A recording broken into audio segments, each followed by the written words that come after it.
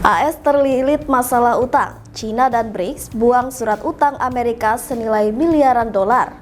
Giliran China membalas Amerika. Bidik sektor bisnis teknologi dan kuliner dimatikan. Pembalasan China ke Eropa. Negara-negara benua biru dibuat menyesal. BRICS benar-benar ubah tataran dunia. IMF terancam ditinggal negara-negara Eropa. Halo sahabat pojok, minggu ini kita akan menyajikan berita-berita terupdate, aktual, dan berbagai informasi menarik lainnya selama sepekan. Bersama saya Hesti Handayani di program Resum Pojok Negeri Media.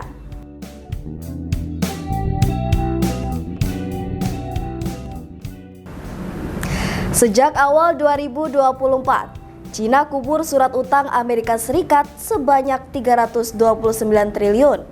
Perkembangan ini mengindikasikan bahwa negara-negara BRICS dan negara berkembang lainnya ingin beralih dari kepemilikan aset Amerika Serikat dalam cadangan devisa mereka.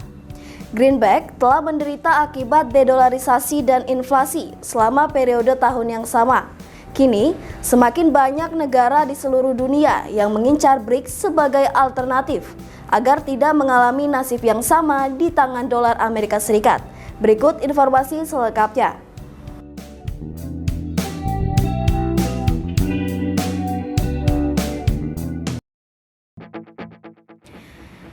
China telah membuang lebih dari 21 miliar US dollar atau setara 329 triliun rupiah obligasi AS sejak awal 2024. Data ini disorot oleh aksi jual terbesar yang diprakarsai oleh China yang pernah tercatat dengan 53,3 miliar US dollar dibuang pada kuartal 1 2024. Data dari kuartal 3 2024 belum dikompilasi. Tetapi, dengan harga saat ini dapat menambah 5 miliar US dollar hingga 10 miliar US dollar, lebih banyak yang dibuang oleh pendiri BRICS tahun ini. China dan negara-negara BRICS lainnya telah melepas obligasi AS senilai miliaran dolar AS sejak tahun 2022. Negara komunis ini memiliki rekor dumping tertinggi dalam 2 tahun terakhir. Perkembangan ini mengindikasikan bahwa negara-negara BRICS dan negara berkembang lainnya ingin beralih dari kepemilikan aset AS dalam cadangan devisa mereka. Greenback telah menderita akibat dedolarisasi dan inflasi selama periode tahun yang sama. Kini, semakin banyak negara di seluruh dunia yang mengincar BRICS sebagai alternatif agar tidak mengalami nasib yang sama di tangan dolar AS. Utang AS mencapai lebih dari 35,6 triliun US dollar pada 2024, yang banyak ditakuti oleh para pendukung US dollar dan daya tarik negara-negara BRICS. China telah menjadi salah satu promotor terbesar dedolarisasi, menggunakan mata uang yuan dan mata uang lokal dalam perdagangan dengan negara-negara lain. Selain itu, saat mereka menjual treasury, China juga secara besar-besaran mengakumulasi emas dalam cadangannya. China dan aliansi BRICS adalah pembeli emas terbesar di tahun 2022, 2023, dan bahkan 2024. Tahun lalu saja, China membeli beberapa ton emas senilai 550 miliar US dollar untuk cadangannya. Hal ini sesuai dengan narasi yang sudah lama beredar, bahwa mata uang BRICS yang baru akan didukung oleh logam mulia. China dan BRICS bergerak semakin menjauh dari dolar AS, treasury, dan obligasi utang pemerintah. Stephen Chu, kepala ahli strategi valuta asing dan nilai tukar Asia di Bloomberg Intelligence, meyakini bahwa hal ini akan terus berlanjut, terutama seiring meningkatnya ketegangan antara AS dan BRICS.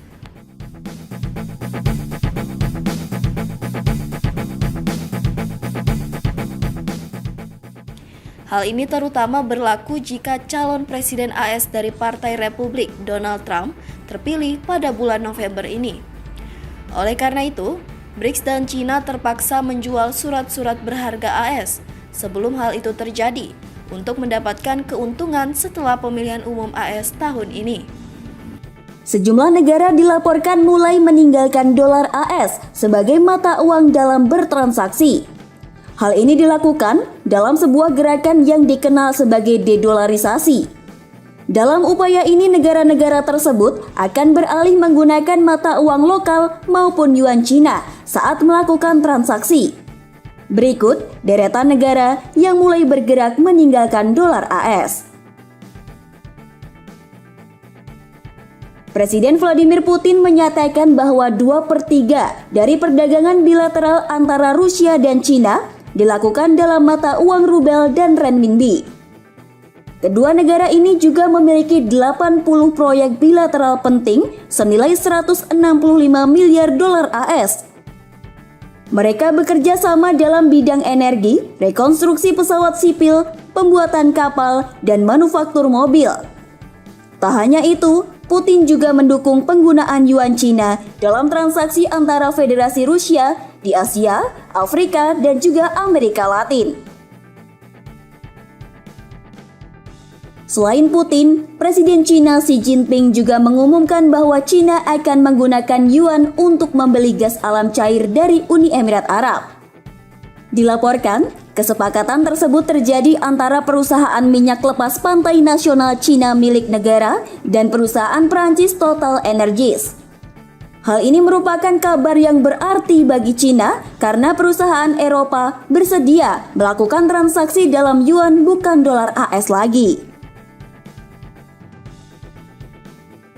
Brazil juga tak ketinggalan untuk ikut meninggalkan dolar AS.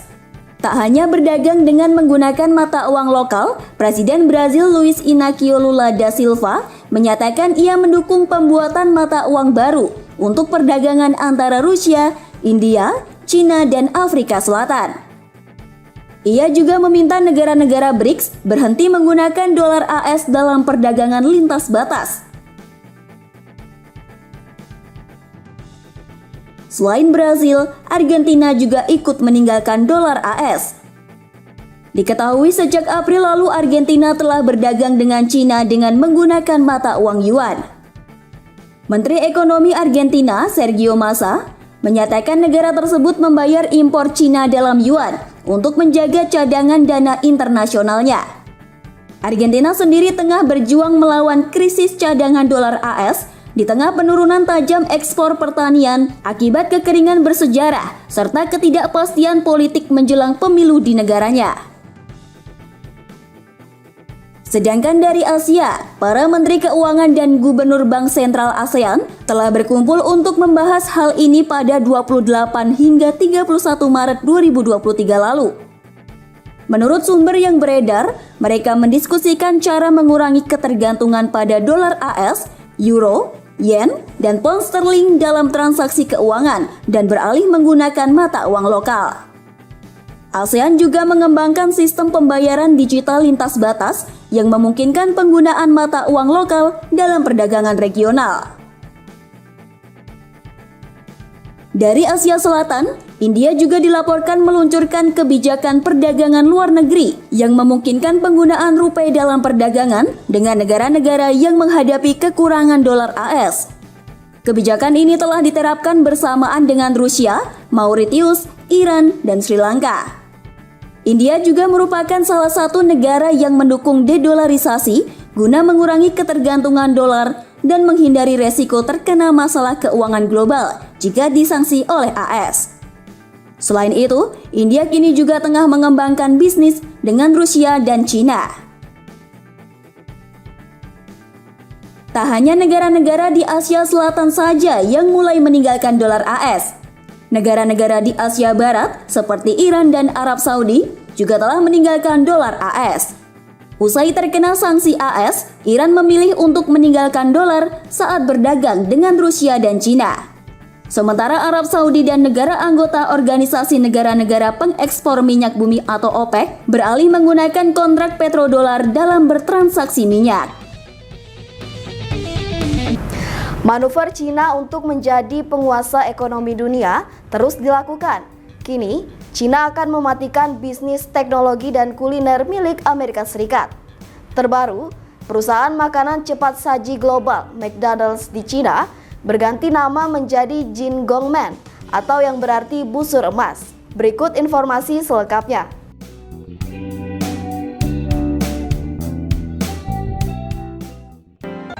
China benar-benar ingin mematikan bisnis usaha asal Amerika Serikat. Jaringan perusahaan makanan cepat saji global McDonald's di China berganti nama menjadi Jin Gongmen atau yang berarti busur emas.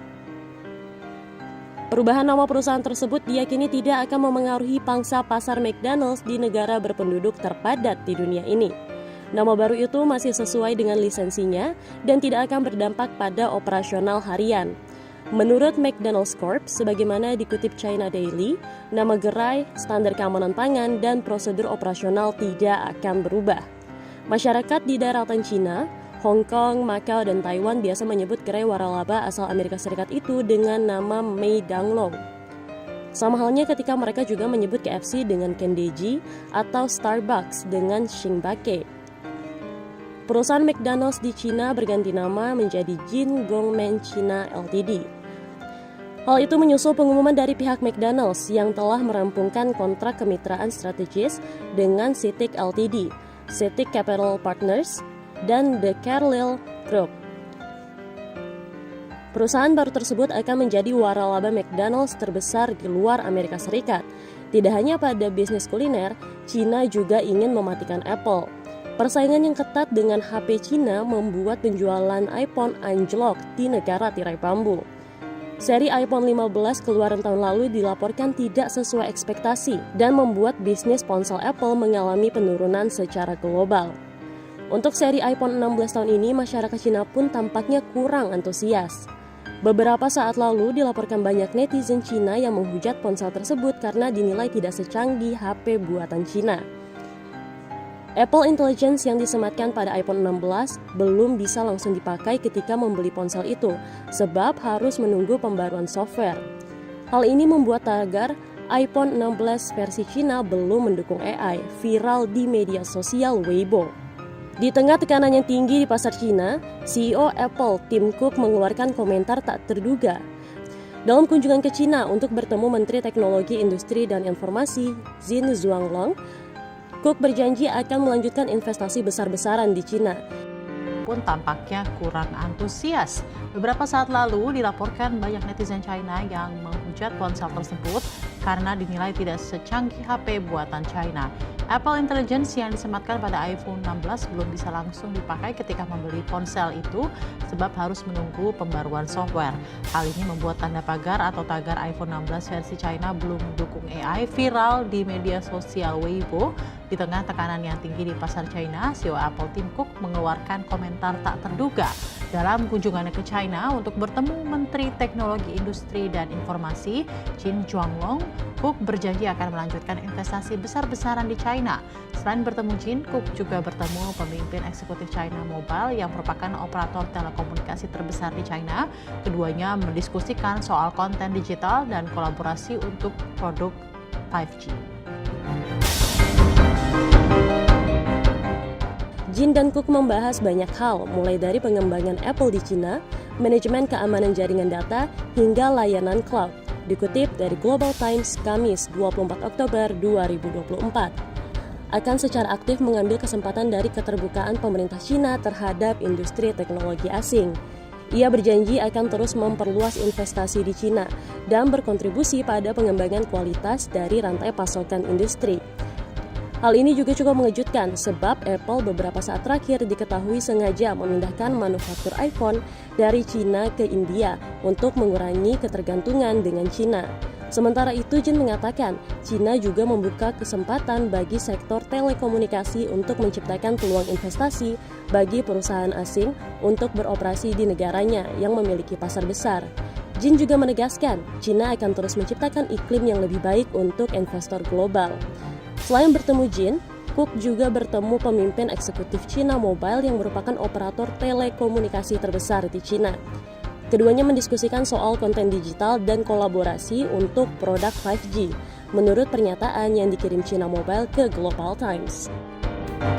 Beijing telah menginstruksikan produsen mobil Tiongkok untuk menghentikan investasi di negara-negara Eropa yang mendukung tarif yang lebih tinggi untuk kendaraan listrik Tiongkok. Ini dilakukan untuk membalas Uni Eropa menyelesaikan kenaikan tarif hingga 45,3% pada kendaraan listrik buatan Tiongkok setelah negosiasi tarif antara kedua belah pihak gagal menemukan titik temu. Berikut informasinya.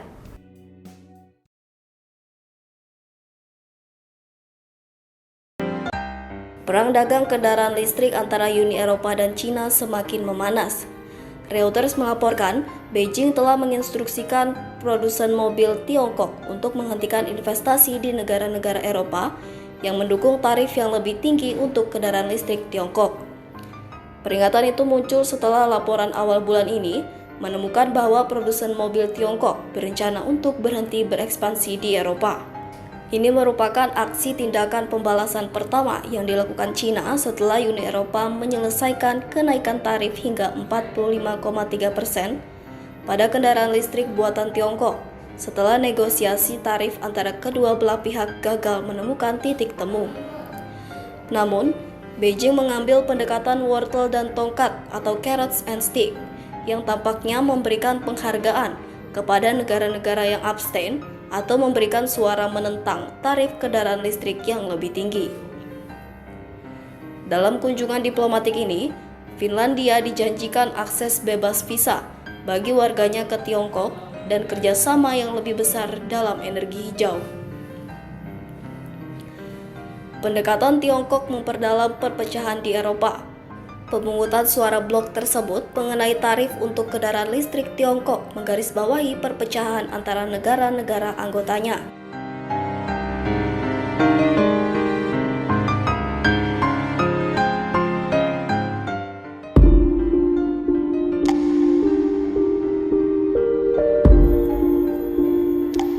Uni Eropa terusik dengan produk-produk Cina, khususnya mobil listrik yang beredar di benua biru.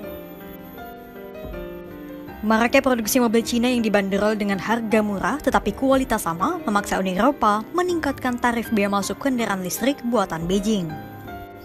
Alasannya agar mobil listrik buatan Eropa tidak kalah saing dengan mobil listrik buatan Cina yang beredar di Eropa. Akan tetapi, aturan baru soal tarif bea masuk itu dilawan oleh Cina. Lantas, sebenarnya mengapa mobil listrik buatan Cina bisa lebih murah dan bagaimana situasi persaingan otomotif di Eropa saat ini?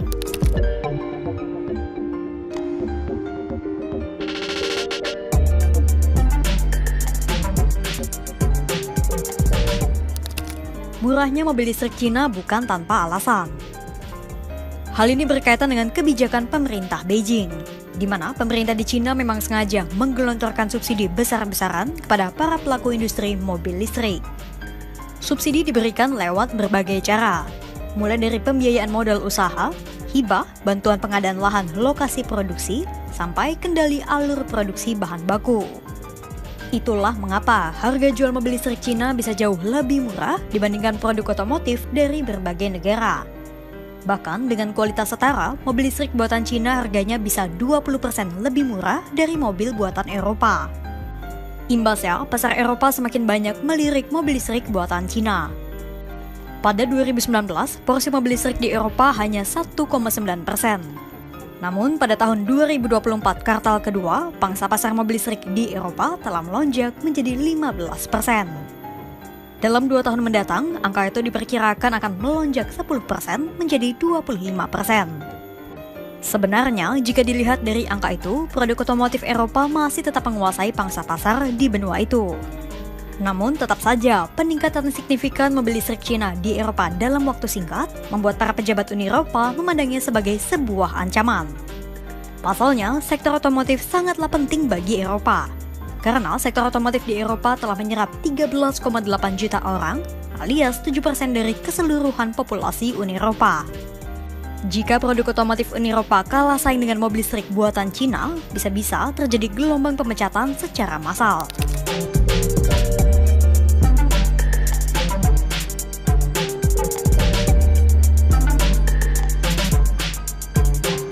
Menanggapi potensi ancaman dari beredarnya mobil listrik murah buatan Cina, Komisi Uni Eropa lantas melakukan penyelidikan selama setahun. Sebelum dilakukan penyelidikan, tarif bea masuk mobil Cina ke Uni Eropa dikenakan biaya sebesar 10%. Dari penyelidikan itu, Komisi Uni Eropa akhirnya memberikan lampu hijau terhadap penerapan tarif bea masuk yang baru. Pada Rabu 30 Oktober 2024, Komisi Uni Eropa mengadakan pemungutan suara terkait penerapan kenaikan tarif bea masuk mobil listrik Cina. Hasilnya, 10 negara setuju, 5 menolak, dan 12 sisanya abstain. Penerapan tarif bea masuk terhadap mobil listrik buatan Cina pun berbeda-beda tiap mereknya, tergantung bagaimana kerjasama merek-merek tersebut dengan penyidik Uni Eropa. Untuk Tesla dikenakan tarif 7,8%. Tidak begitu tinggi karena Tesla sejatinya merek asal Amerika Serikat yang kebetulan sebagian mobilnya diproduksi di Cina. Kemudian, raksasa mobil listrik Cina BYD akan dikenakan tarif bea masuk 17%. Pabrikan lain Geely terkena tarif 18,8%. Adapun Geely merupakan raksasa otomotif Cina yang mengendalikan Volvo di Swedia dan Lotus di Inggris. Lalu, BUMN otomotif Cina SAIC dikenakan tarif lebih tinggi, yaitu 35,5%. Mobil listrik merek BMW dan Volkswagen yang dibuat di Cina pun dikenakan tarif yang tinggi sebesar 20%. Lalu, untuk merek mobil asal Cina lainnya yang bekerja sama dalam penyelidikan, namun belum menjadi sampel secara individual, dikenakan tarif 20,7%. Sementara, merek mobil Cina lainnya yang enggan bekerja sama dengan penyidik Uni Eropa dikenakan tarif bea masuk 35,5%. Nantinya, tarif ini akan berlaku selama 5 tahun ke depan, mulai Rabu 30 Oktober 2024. Lantas, bagaimana tanggapan Cina?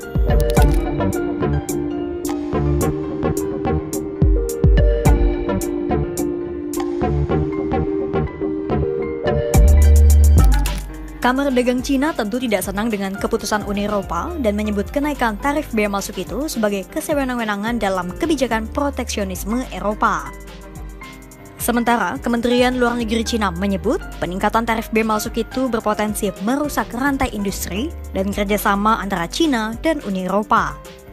Selain itu, peningkatan tarif bea masuk bagi mobil listrik Cina bisa melemahkan upaya transisi hijau yang tengah digencarkan di Uni Eropa dan seluruh dunia.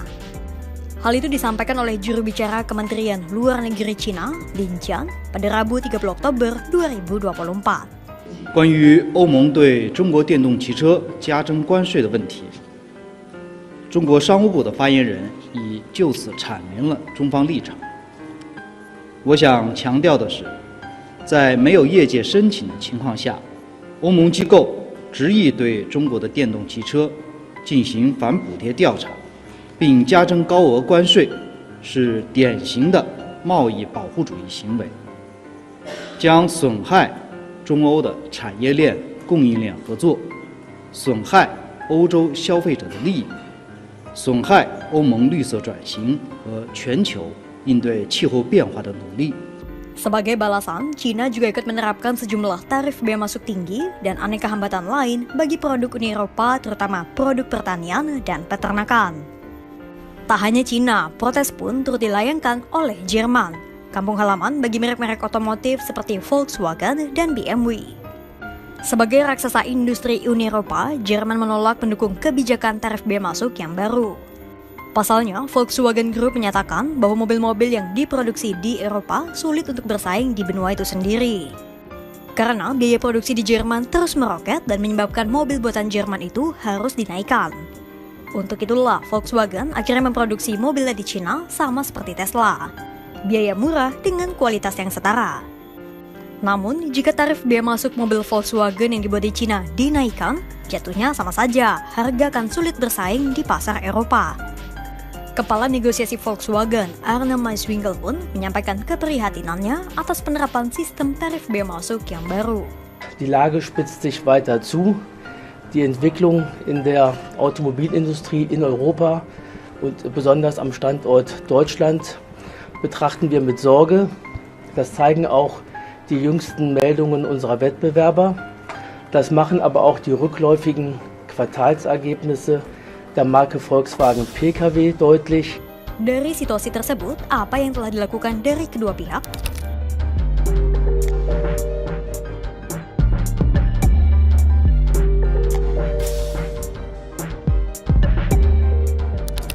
Meski Uni Eropa telah menerapkan kenaikan tarif bea masuk, namun mereka masih tetap membuka pintu perundingan dengan Cina. Lin Jian menyatakan bahwa China dan Uni Eropa akan berusaha menyelesaikan perselisihan ekonomi dan perdagangan melalui dialog seperti yang sudah dilakukan selama ini. Volkswagen pun juga akan mengajukan perundingan dan menemukan solusi yang layak demi nasib para tenaga kerja mereka. 对话合作是中欧关系的主基调，互利共赢是中欧经贸合作的本质。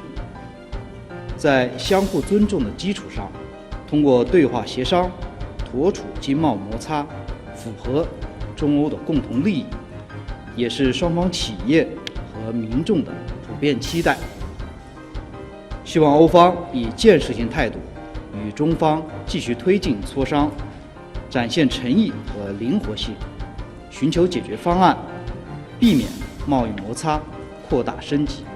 Wir werden heute der IG Metall in der zweiten Verhandlungsrunde unsere Vorstellungen unterbreiten. Wir brauchen jetzt gemeinsames und konsequentes Handeln, um eine tragfähige und nachhaltige Lösung zu finden, und zwar im Sinne unserer Belegschaft und unseres Unternehmens. Dua kepentingan besar bertubrukan dalam persaingan mobil listrik buatan Cina di Eropa. Pertama, kekhawatiran akan persaingan antara mobil listrik buatan Cina dengan mobil listrik buatan Uni Eropa di benua Eropa. Dan kedua, upaya transisi hijau yang semakin digalakan tak hanya di Uni Eropa namun di seluruh dunia. Jika harga mobil listrik sulit dijangkau, maka upaya transisi hijau tak akan berjalan mulus. Namun, jika mobil listrik buatan Cina yang murah menjamur di Eropa, bisa-bisa sektor otomotif Uni Eropa terancam dan menyebabkan pemecatan massal.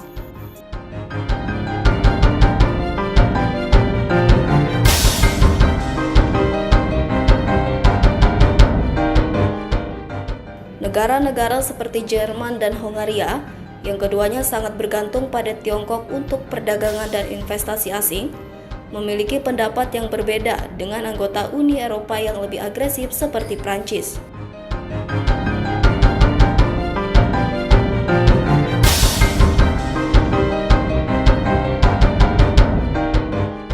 Sementara itu, The New York Times memberitakan bea masuk baru Uni Eropa untuk kendaraan listrik Tiongkok ditetapkan secara bertahap tergantung pada perusahaannya. Menurut catatan analis di Rhodium Group, bea masuk yang berada di bawah angka 40% kemungkinan tidak akan cukup tinggi untuk memperlambat keuntungan yang diperoleh produsen mobil Tiongkok di pasar Uni Eropa, naik dari 3% pada tahun 2022 menjadi 20% tahun ini. Bahkan, jika bea masuk menghapus sebagian atau seluruh keuntungan dari beberapa kendaraan listrik, analis menambahkan ada kemungkinan produsen kendaraan listrik akan bersedia melepaskan keuntungan dalam jangka pendek dan menjual dengan kerugian untuk mendapatkan pangsa pasar di pasar kendaraan listrik terbesar kedua di dunia.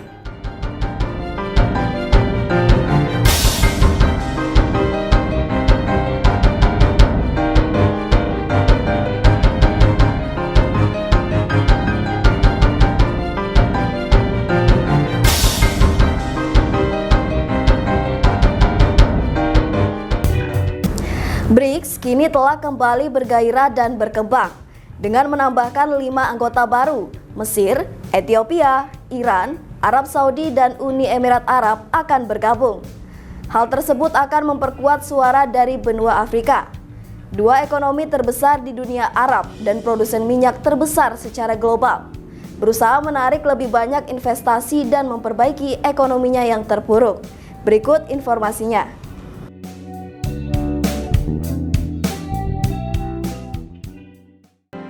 Pengamat ekonomi William Pesek menyebut pertemuan IMF yang berlangsung di Washington, AS menjadi pertemuan dana moneter internasional yang sibuk, menegangkan, dan penuh tantangan.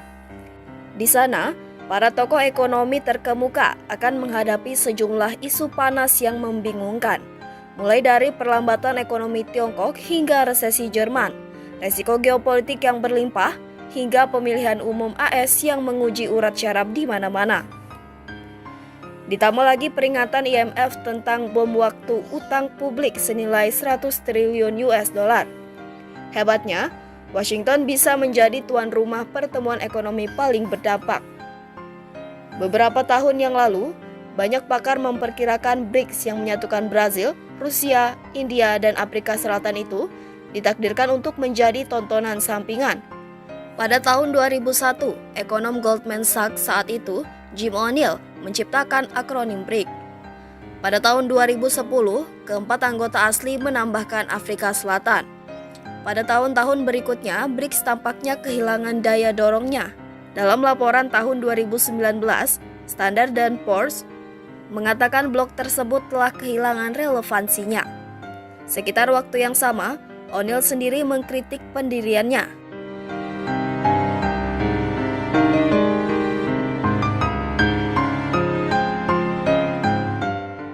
Namun BRICS kini telah kembali bergairah dan berkembang dengan menambahkan 5 anggota baru, Mesir, Ethiopia, Iran, Arab Saudi, dan Uni Emirat Arab.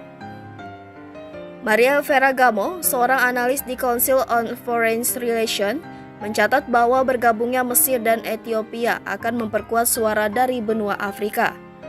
Mesir juga memiliki hubungan dagang yang erat dengan Tiongkok dan India, serta hubungan politik dengan Rusia. Sebagai anggota baru BRICS, Mesir berusaha menarik lebih banyak investasi dan memperbaiki ekonominya yang terpuruk.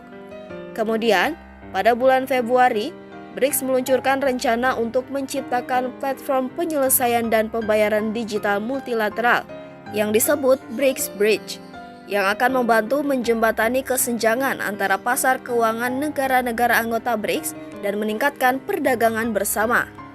Laporan menunjukkan pertemuan minggu ini akan memunculkan strategi baru untuk mempercepat upaya menggantikan dolar AS.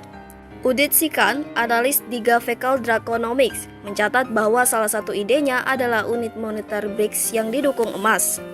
Dan untuk itu, Barat perlu mengakui sejauh mana mereka mempermudah BRICS. Keterbukaan bagi negara-negara di belahan bumi selatan ini, bagaimanapun juga, sebagian berkat kelompok Bretton Woods yang mengacaukan ekonomi masing-masing negara dan dengan demikian sistem global. Ambil contoh AS yang sedang dilanda kekacauan politik pada saat utang nasional telah mencapai 35 triliun dolar. Resiko yang ditimbulkan oleh pemilihan umum 5 November mendatang saja sudah membuat perusahaan pemeringkat kredit gelisah, khususnya Moody's Investor Service, yang merupakan lembaga terakhir yang memberi peringkat AAA untuk Washington. Jerman sedang mengalami stagnasi, menyoroti tantangan yang dihadapi benua yang lebih luas. Seperti yang dikatakan Kementerian Ekonomi Jerman, kelemahan ekonomi kemungkinan berlanjut pada paruh kedua tahun 2024, sebelum momentum pertumbuhan meningkat secara bertahap lagi tahun depan. Seraya menambahkan bahwa resiko resesi teknis berlimpah. Tingkat kekhawatiran dapat terlihat dari tindakan Bank Sentral Eropa minggu lalu, yang memangkas suku bunga untuk ketiga kalinya tahun ini. Michael Krausberger, kepala investasi global di Allianz Global Investor, mengatakan peningkatan kecepatan pemangkasan suku bunga ini dibenarkan karena perpaduan antara pertumbuhan euro yang di bawah tren dan inflasi yang sesuai target menunjukkan diperlukannya kebijakan moneter yang jauh lebih longgar daripada yang berlaku saat ini. Krausberger menambahkan bahwa ada beberapa harapan bahwa dukungan kebijakan Tiongkok baru-baru ini akan membantu pasar yang sensitif terhadap perdagangan seperti Jerman, tetapi kami ragu ini akan cukup untuk mengimbangi gambaran permintaan domestik yang lemah di kawasan tersebut. Ada juga resiko bahwa setelah pemilihan umum AS mendatang pada bulan November, konflik perdagangan dapat kembali menjadi agenda kebijakan. Tidak hanya antara AS dan Tiongkok, tetapi juga dengan Uni Eropa yang menghadirkan resiko penurunan pertumbuhan lebih lanjut. Yang memperburuk keadaan, tingkat utang publik global akan mencapai 100 triliun dolar tahun ini. Sebagian besar disebabkan oleh lintasan pinjaman AS dan Cina. Tingkat utang yang tidak terbayangkan seperti itu merupakan ancaman yang nyata bagi sistem keuangan global.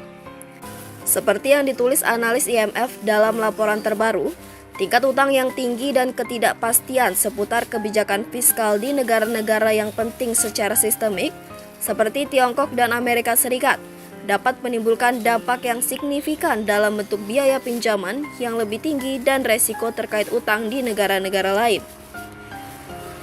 Dampak buruk tersebut dapat mempersulit keputusan kebijakan moneter di seluruh Asia di kedua arah. Di Tokyo, pejabat Bank of Japan menyuarakan tekad mereka untuk terus menaikkan suku bunga. Namun, Hal itu terjadi meskipun ada data yang menunjukkan pelemahan baru dalam penjualan retail, ekspor, produksi industri, dan pesanan mesin swasta.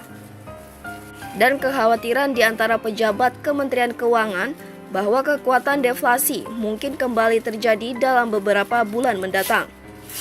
Semua ini menimbulkan pertanyaan tentang apakah negara-negara dengan ekonomi terbatas dunia bersikap acuh tak acuh terhadap resiko yang ada di masa depan. Saat para pejabat tiba di Washington, ada kelegaan yang cukup besar karena AS belum mengalami resesi seperti yang diprediksi oleh sebagian besar ekonom. Atau bahwa penurunan ekonomi Cina tidak mendorong pertumbuhan ekonomi daratan terlalu jauh di bawah target 5% tahun ini. Namun, ada alasan untuk berpikir bahwa ini adalah ketenangan sebelum badai yang dahsyat. Jalan geopolitik ini sangat berbahaya. Selain tonggak utang yang menakutkan yang ditandai oleh IMF, ketegangan Timur Tengah meningkat karena perang Rusia di Ukraina terus berlanjut, dan kemudian ada kembalinya perdagangan Trump. Jajak pendapat menunjukkan persaingan yang sangat ketat antara mantan Presiden AS Trump dan Wakil Presiden saat ini Kamala Harris. Namun, pasar taruhan menunjukkan Trump mungkin menang. Jika demikian, Asia dapat dengan cepat berada dalam bahaya. Ancaman Trump untuk mengenakan tarif 60% pada semua barang Cina hanyalah permulaan. Banyak yang memperkirakan pemerintahan Trump 2.0 akan mengenakan pajak dan pembatasan perdagangan yang jauh lebih besar, yang semuanya pasti akan menghancurkan Asia pada tahun 2025. Bahkan jika Trump kalah dari Harris, dia tidak akan menerima kekalahan dan melanjutkan hidup dengan damai. Banyak yang khawatir pendukungnya akan menyerang ibu kota AS lagi untuk memprotes kekalahannya dengan alasan pemilu dicurangi. Hal itu kemungkinan akan membahayakan peringkat kredit Washington lagi dan membuat investor takut sehingga saham Wall Street melonjak ke titik tertinggi sepanjang masa. Dampak dari pemberontakan yang diilhami Trump pada 6 Januari 2021 menjadi salah satu alasan Fitch Ratings mencabut peringkat AAA pada utang AS, mengikuti jejak Standard & Poor's. Pertanyaannya sekarang adalah apakah Moody's juga akan menurunkan peringkat AS? Ketidakpastian ini menguntungkan BRICS. Asia Barat Daya juga terlihat jelas sedang beralih ke negara-negara BRICS. Semua ini merupakan pengubah permainan global yang tidak banyak diperkirakan orang di Barat. Awal tahun ini, Malaysia merinci ambisinya untuk bergabung dengan organisasi antar pemerintah tersebut. Thailand dan Vietnam juga termasuk di antara anggota Perhimpunan Bangsa-Bangsa Asia Tenggara yang menyatakan minat serupa. Di Indonesia, semakin banyak anggota parlemen yang juga tertarik pada BRICS. Keterlibatan Asia Tenggara dapat menjadi pukulan yang sangat keras bagi Presiden AS Joe Biden. Ciri khas era Biden sejak 2021 adalah terciptanya benteng regional terhadap meningkatnya pengaruh Tiongkok dan upaya untuk menggantikan dolar AS dalam perdagangan dan keuangan. Fenomena BRICS merupakan keretakan yang semakin lebar dalam hubungan antara AS dan banyak anggota ASEAN.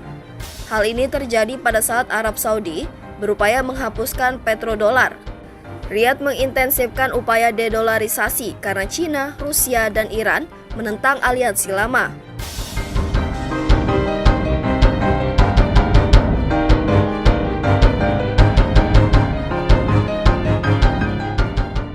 Tren mencatat bahwa dalam konteks ini, bagaimana Arab Saudi menyikapi petrodolar tetap menjadi pertanda penting masa depan keuangan yang akan datang karena penciptaannya terjadi 50 tahun sebelumnya.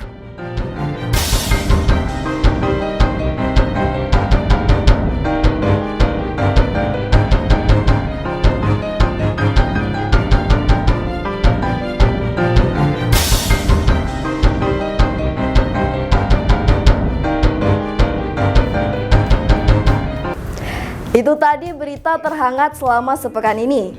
Nantikan berita lainnya di web kami di pojoknegeri.com dan di channel YouTube Pojok Negeri Media. Jangan lupa untuk komen, like, dan subscribe channel kami. Kami undur diri, sampai jumpa di Resum pekan depan.